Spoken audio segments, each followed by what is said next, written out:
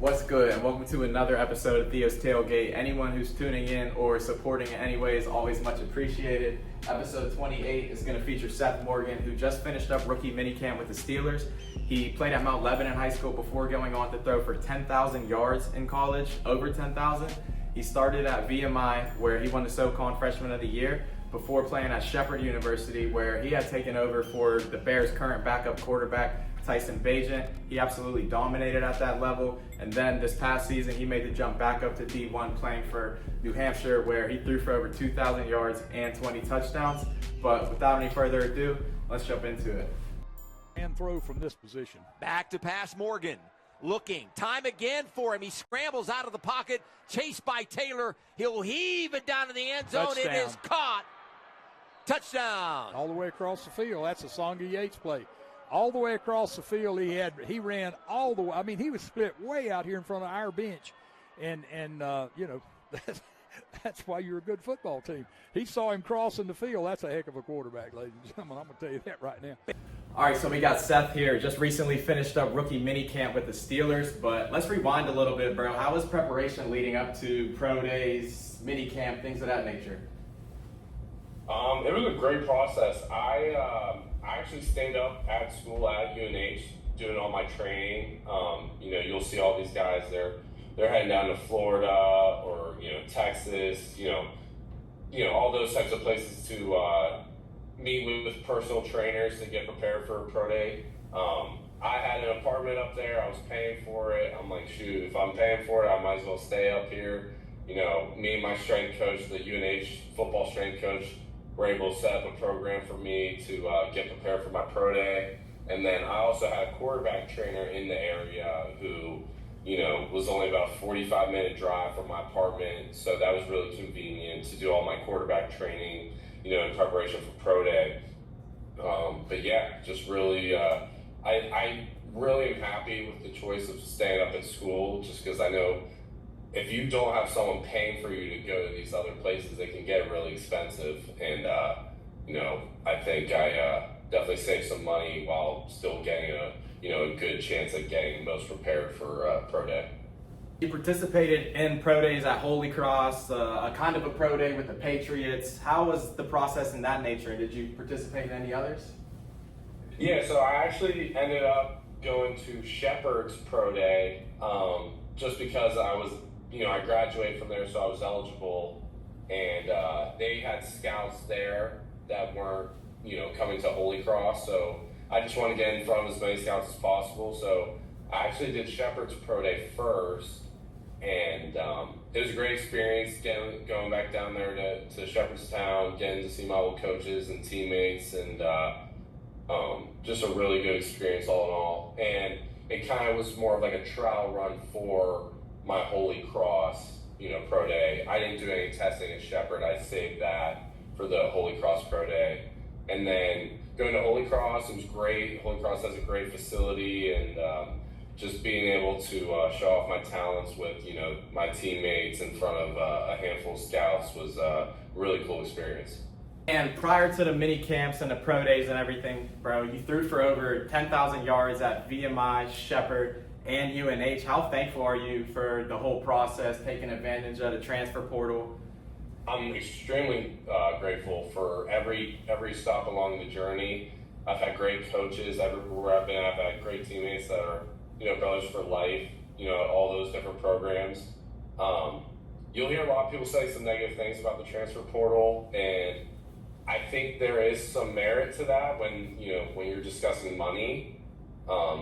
Kids going up and leaving places just because there's more money at another place, I'm not necessarily a fan of either, but I also understand kids are trying to get paid, so you got to do what's best for you and your family. For my situation, every time I utilized the portal was for a good reason, and getting the opportunity to go to Shepherd and be with a coach that I had great familiarity with, and Tom Clark, and getting a chance to take over after a guy like Tyson Bagent, and seeing what he was able to do and try to set myself up for a similar path. And then going from Shepherd to UNH, just allowing myself to go back to a higher level of competition, and kind of be put in more of a pro style offense that would, prepare me better for the next level. Those were my biggest reasons using the portal, and I would say they worked out for me. And you also played with a lot of high-level guys, specifically even last season. Logan Tomlinson participated in minicamp with the Ravens. Your former roommate, Wande Owens, participated in minicamp with the Bills. How was it kind of seeing those guys have success as well? It's the best. If there's no one you want to have success more than the people you're closest to, and specifically talking about Wande, that's my best friend. That's my brother, and seeing him get to sign with the Bills, it wasn't any type of surprise for me. Just seeing him on a daily basis work as hard as he does, to see him finally get rewarded for that was just such a special feeling. And then talking about Logan, another guy that just works so hard.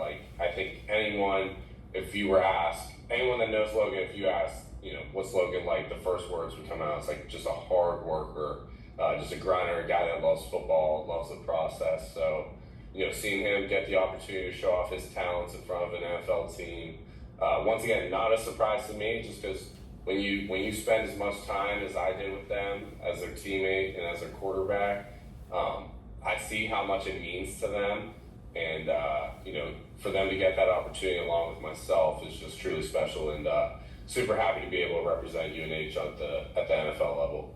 And you mentioned preparing for the draft up there in New Hampshire. Did those guys stay up there kind of in the area with you?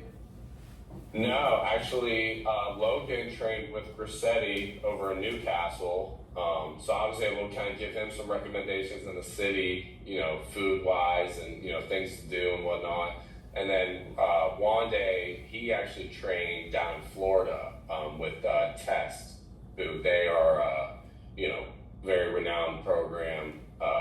They send guys to the NFL every year. So, they offered him that opportunity to go to train with them down there, and certainly worked out for him. He had a 43-inch vertical as pro day, which would have been, top at the pro day, top at the NFL combine. And then I believe his broad jump was 11 feet or something like that. He was just jumping out of the gym. And, things like that are what help you get signed. So he certainly made the right choice. So with Logan coming to Pittsburgh and you being a Pittsburgh kid, what did those recommendations kind of look like? There's your touristy things that, a lot of people are going to tell people outside that, oh, you got to try a community sandwich, you got to go to Mount Washington, things like that. But as someone who grew up in the city and kind of maybe knows about some more low-key things, getting to tell them about Pepe's, Pepe sandwiches, I feel like those aren't talked about enough in Pittsburgh, recommending that for him. Pamela's Diner, I'll stand by it, is the best pancakes I've ever had. So definitely had to tell him about that. And then I don't feel like Oakland gets enough credit for some of the sightseeing over there. You have your botanical gardens. I shouted them out, told him and his girlfriend to go check that out. I'm pretty sure they did. They loved it. And then, obviously, the Sports History Museum down the Strip, what an awesome place. So yeah, those were definitely some. I definitely told him to go check out Mount Washington. Anyone that comes to Pittsburgh needs to go up there and just see, how beautiful our city really is. But yeah, that was some of the top recs. And also with being a kid from Pittsburgh, competing in the rookie minicamp for the Steelers had to hit a little different. Absolutely. Just getting that call from Omar, and just knowing that, you're about to be in front of, guys like Mike Tomlin and Arthur Smith, and then, get a chance to go in the locker room and, see all the studs like TJ Watt and Alex Highsmith, Micah Fitzpatrick, get to see a new guy like DK Metcalf, just, an opportunity as a kid growing up in Pittsburgh, you could really only dream of, and really just so surreal for me, and really just hits different. And what exactly were you doing when you got that call?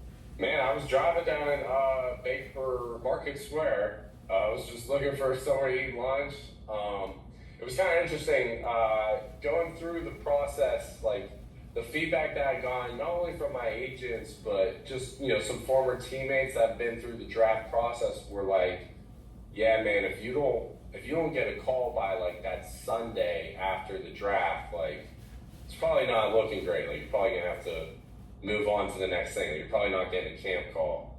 And so it was Monday, and I kind of had that in mind, like, all right, what's next? Or, do we try to pursue CFL or UFL, or do I need to start looking at, places to coach? Because that's, something I've always wanted to do whenever I was done playing is coach. So then when I got a 412 phone number and the caller ID said Pittsburgh Steelers, just my stomach dropped.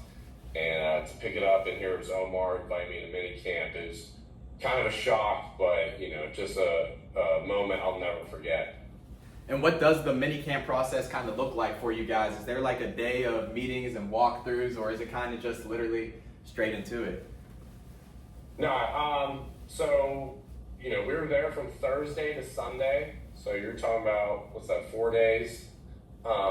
So we reported Thursday, and Thursday was all, kind of meetings, physical exams, medical paperwork, getting fitted for your equipment for the weekend.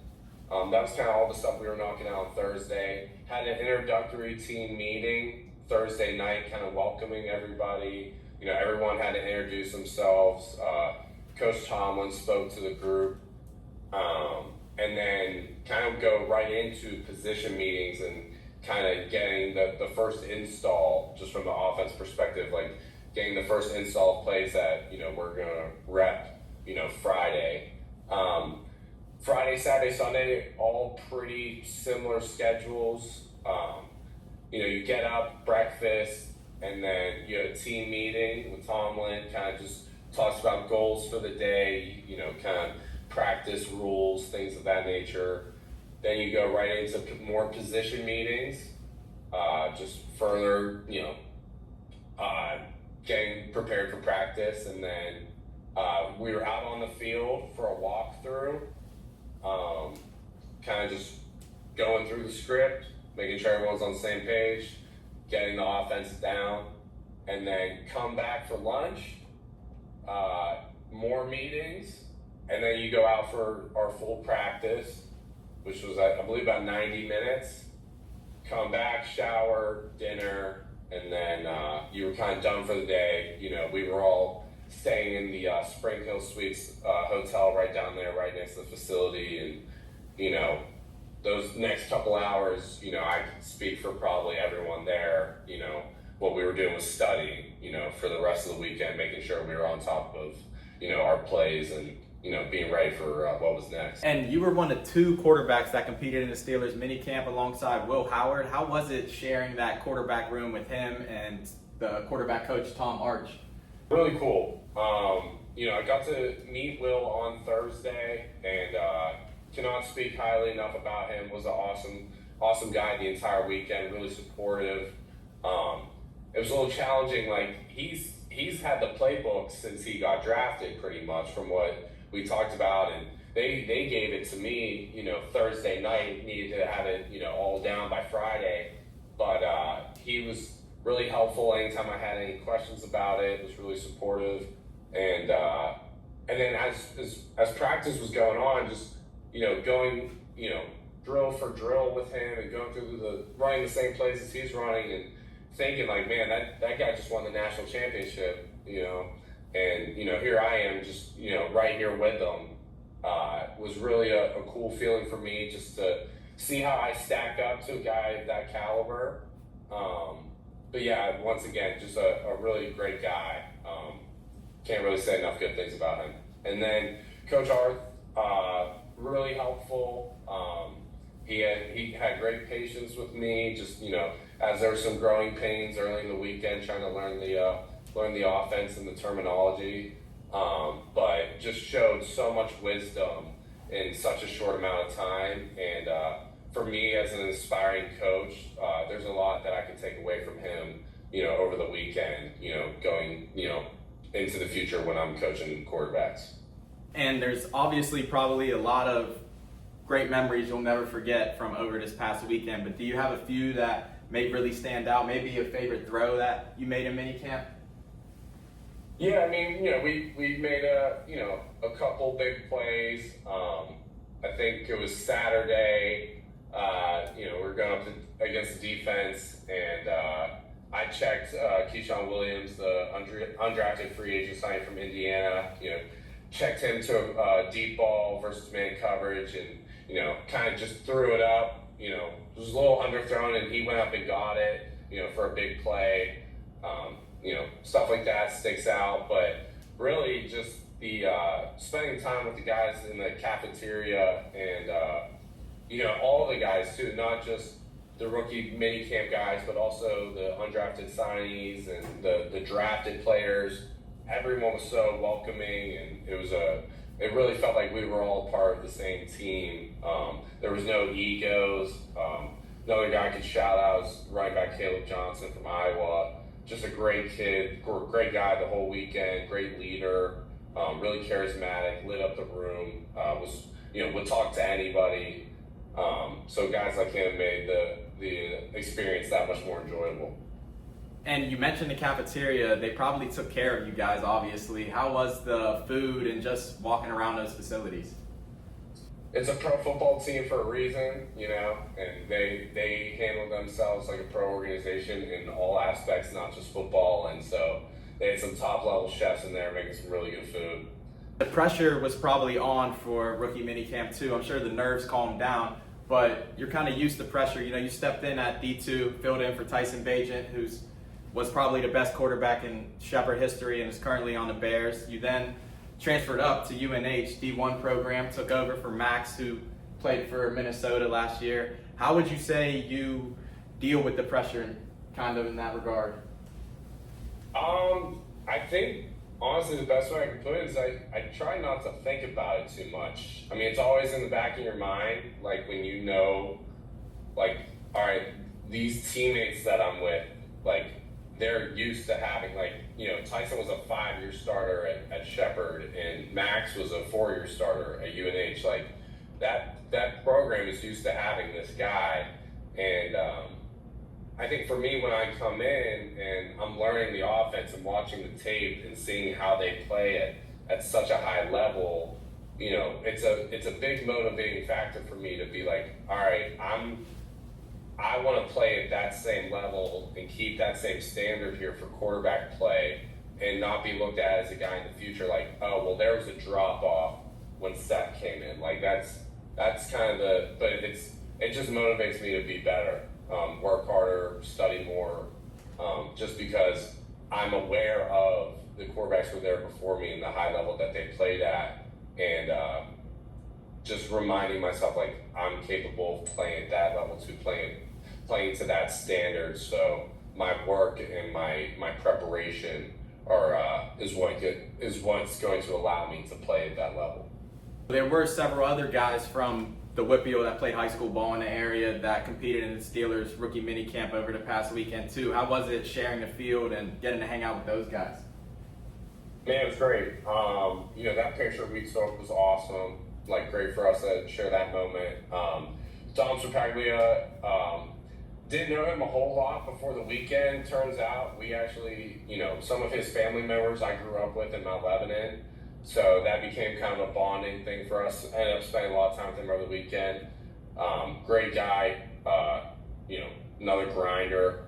And then my locker was right next to Hollis Mathis, who we used to duel it out at QB in high school.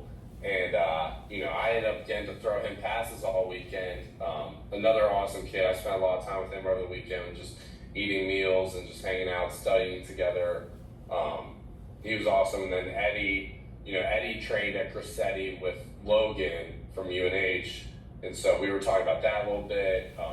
Eddie made some huge plays over the weekend, punching out some fumbles. Another hard worker. So it was really awesome to share the field with those guys and represent the Whitfield. And speaking of Eddie, he played for Slippery Rock in the PSAC. You played 2 seasons ago for Shepherd in the PSAC, making the jump back up to D1 this past season. How would you say the PSAC in general in D2 compared to the CAA in terms of schemes, play calling, skill, size, things of that like that? Yeah, I don't think there's much difference at all. I think if pulled up tape and had them side by side and looked at the speed of the game and, the plays that are being ran, you would say, man, this is pretty identical. There might be, slightly better O-line, D-line play, or I shouldn't even say better, maybe bigger slightly, but there's certainly, a lot of talent in the PSAC, just a lot of high-level football being played. I mean, you see guys getting NFL opportunities every year from out of that conference, and there's a reason for that. But yeah, it wasn't like I came to UNH and it was a totally, more advanced offense or things of that nature. Maybe speed of the game increased slightly, but there was, countless times where I was at UNH thinking about teammates that I had at Shepherd that, could play at a really high level in the CAA. So, some people try to sit here and say, like, oh, D2 ball isn't any good, and maybe some conferences aren't, but PSAC certainly is high-level football. You threw for over 10,000 yards in college, too, obviously to numerous receivers. Who are some of the best receivers that you got a chance to throw the rock to, though, off the top of your head?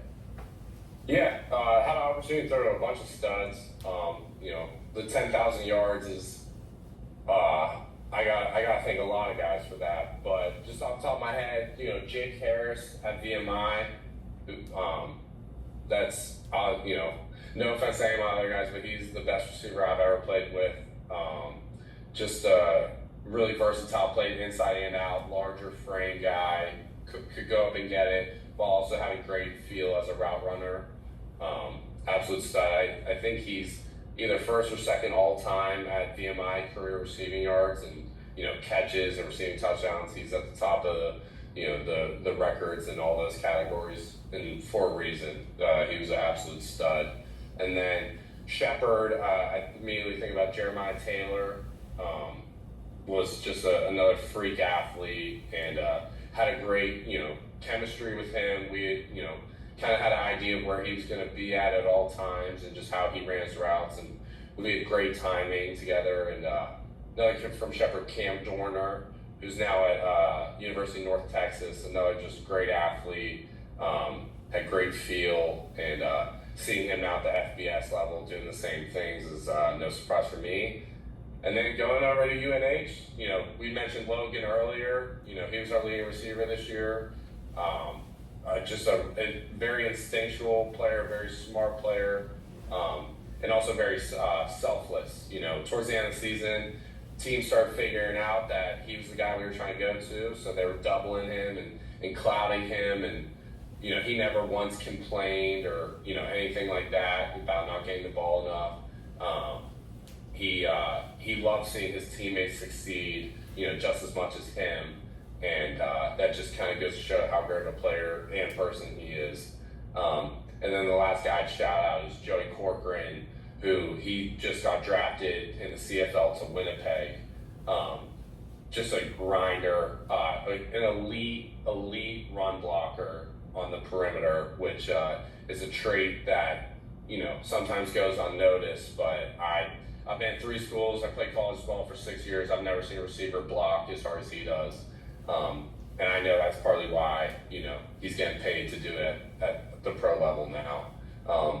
So yeah, that's about 5 or 6 guys right there I'd shout out as just huge contributors to the success that I had. And then putting you on the spot again, Mount Lebo, you guys have had some talented players throughout the years. They've won a state championship a few years ago, and the 2 leading backs from that team, Eli and Alex, are currently balling for Navy. How is it seeing other Mount Lebanon guys have success around in college football? Man, it's awesome. You always want your high school to be included in, those conversations of like, what area of the country has the best high school ball. And it's like, you want to talk about Western PA, like you want Mount Lebanon to be in that conversation with, the likes of Pine Richland, North Allegheny, Aliquippa, Woody High, just perennial programs. Like, the more players you have coming out having success at the college and pro level, like that's what gets your school into those conversations and seeing what Alex and Eli are doing. You know, I grew up 5 doors down from Eli. Like, I've known him since he was a little kid.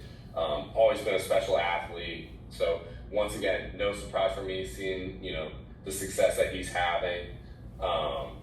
But yeah, I love seeing people put Lebo on the map. You know, growing up, it was, you know, Troy Apke, you know, who made it all the way to the NFL, and you know, I think about Luke Hagee. That's a, you know, long. Have you ever seen? Have you seen the video of Deion Sanders watching Troy Apke run that 40-yard dash?